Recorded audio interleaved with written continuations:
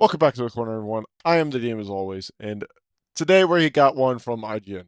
Uh, well, one that's bad. It's so bad. I'm not even gonna go into this pretending like I didn't see it, or anything, because I watched this already. It's bad. I just woke up, I saw this. It's we get to see almost nothing of the character creator, and the combat's fucking atrocious from what we see here. So yeah, let's just get into it and talk about why it's so bad. Our gods are back. Our gods. How do we stand against that? After 10 years, we're now just a little over a month away from playing Dragon Age: The Veilguard. I played a hefty 7 hours of BioWare's first original game since Anthem in 2019, and fourth mainline installment in the Dragon Age series, starting with the prologue and later loaded into several different saves. As a longtime fan, what I'll say is 10 years is a very long time, but so far, The Veilguard hasn't disappointed. Well, this is Alyssa Mora. You're already lying. This game has already disappointed in so many ways, and what y'all are going to be showing is going to disappoint in even more ways. I've never seen this before. There's something kind of exciting about it. Now, I could talk to you about the combat, and I will, or the gorgeous locales. That's coming too. The graphics aren't all that impressive. Or the way it They're felt to pretty see standard Varric and Solas for again. nowadays. Hey, Chuckles. Hope I'm not interrupting.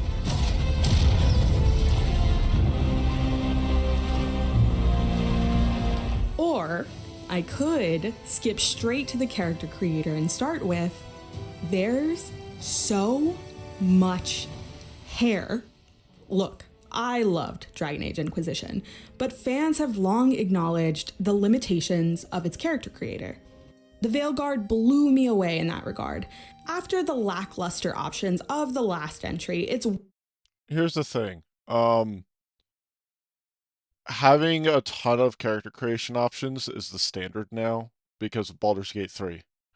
Baldur's Gate 3 has an enormous character creator. You can make them look pretty much however the fuck you want in Baldur's Gate 3. So if they didn't have a ton of options in this game, it would be fucking lambasted by actual fans. wild to see what we've got to look forward to. 30 Especially hair those that options have for played Baldur's Qunari Gate. and 88 for non-Qunari, complete with gorgeous physics as Rook scurries around Northern Thedas. So many different hair textures are represented, whether you'd like totally straight hair, 2B waves, or 4C curls. In making my character, I was drawn immediately to a long braid that whipped around as quickly as I did. Qunari horns also see a So she said that it whips around. Here. braid that whipped around as quickly as I did. So I'm just gonna slow this down so everyone can see how much it doesn't whip.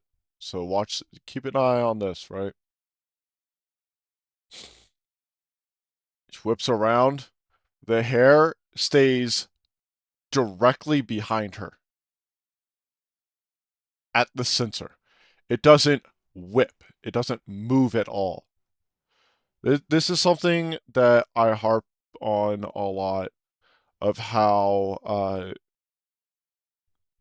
and Boomstick Gaming, when I looked at his video, I blasted him for basically the same thing, where they will say one thing and then like that's supposed to be related to the footage, and it's just not true. The hair didn't move at all. Qunari horns also see a massive improvement. With 49 unique styles, options range from large and imposing to decorative or even asymmetrical. That said, yes, their foreheads can look pretty jarring. I played as a Qunari mage during most of my preview and will say I got used to the look pretty quickly.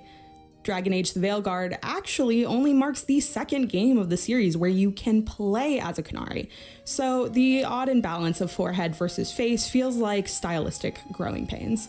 I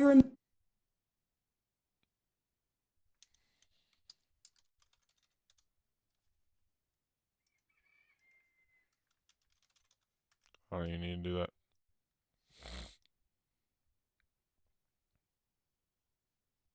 It's not growing pains.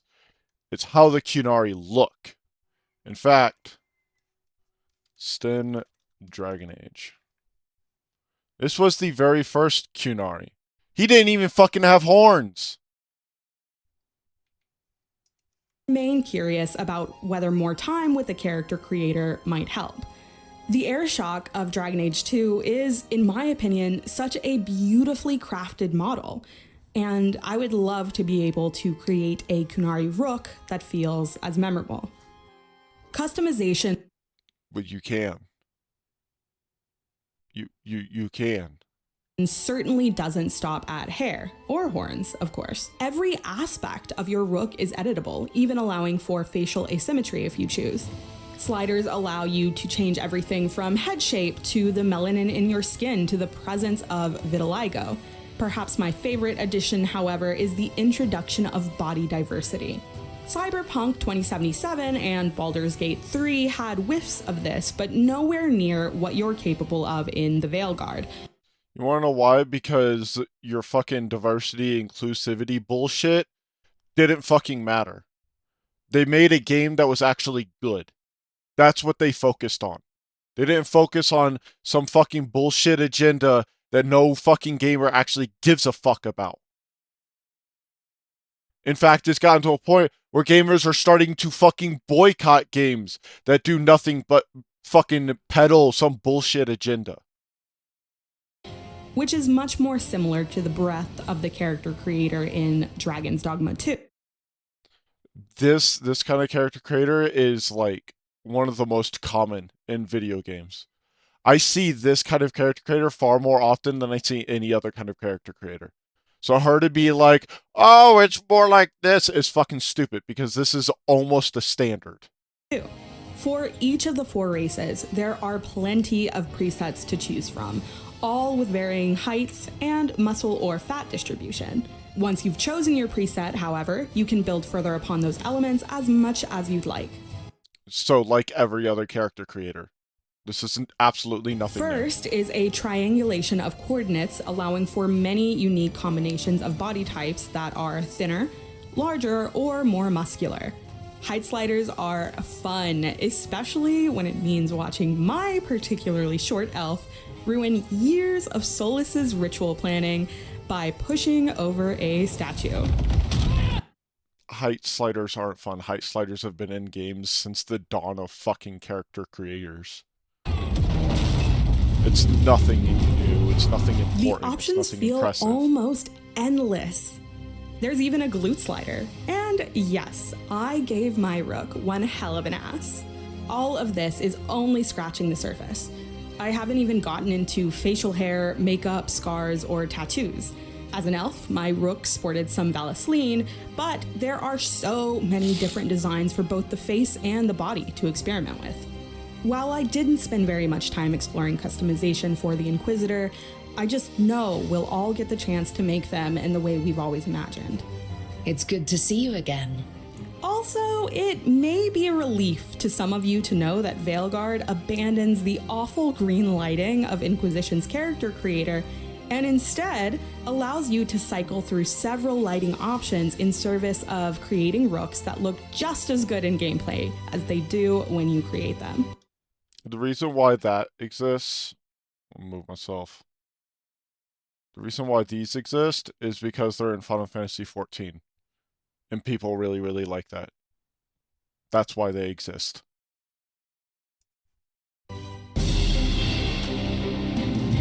That's the only reason they Combat, exist. meanwhile, was a refreshing change from Inquisition. My go-to class has always been Mage, and even as a Knight Enchanter, I often felt like I was standing in one place holding down the left trigger. This felt like a return to the pace of... Well, the reason why you were standing in place holding down the left trigger is because it was a tactical RPG, not an action RPG. That is why. People need to get this fucking thought out of their head that this combat system is just infinitely better. This combat system is infinitely different.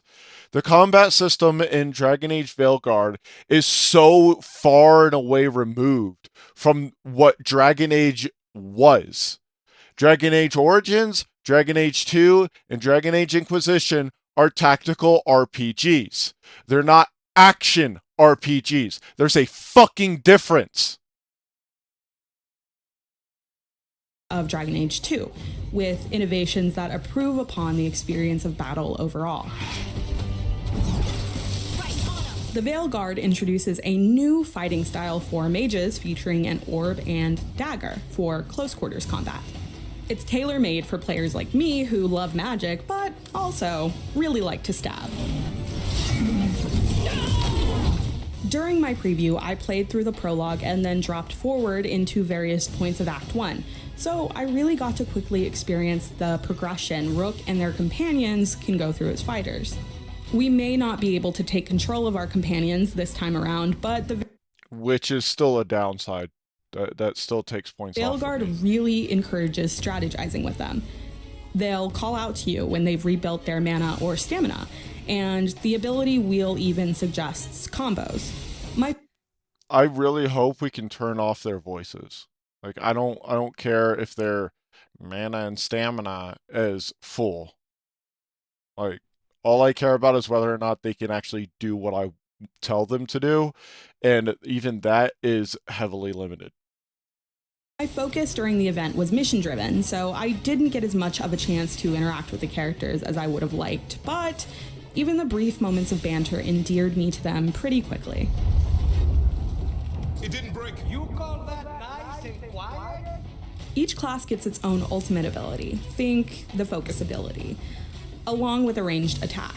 For warriors, that means yeeting your shield like a giant metal boomerang. I've always played Dragon Age for story and not combat, but with this new system, I had so much fun. I felt present during every encounter and truly accomplished after every boss battle. That said, there's definitely a bit of a learning curve. I still found myself confusing controls a few hours in. It's a departure from all 3 installments, but luckily the Veilguard offers 5 different difficulty levels that you can change at will if you want. And hey, guess what? Inquisition also had that. Dragon Age 2 had that. Dragon Age Origins had that. And if you thought that the combat and everything was super boring and slow, and that nothing was happening and you were never in danger, why don't you try going into Inquisition and bumping it up to the highest fucking difficulty? Why don't you go and try and do that, instead of sitting here and bitching about how the combat from tactical RPGs isn't the same as the combat from action RPGs. To ease yourself in. As a Dragon Age fan, the Veilguard felt like a homecoming of sorts. Just as much as seeing familiar faces in Solas and Varric, I was overjoyed to be back in the world of Thedas itself.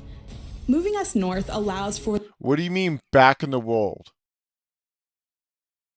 We've never been to this part of Thedas. Ever. Literally never. So we can't be back in it again when we've never been there in the first place. Or that sense of discovery I got in Inquisition.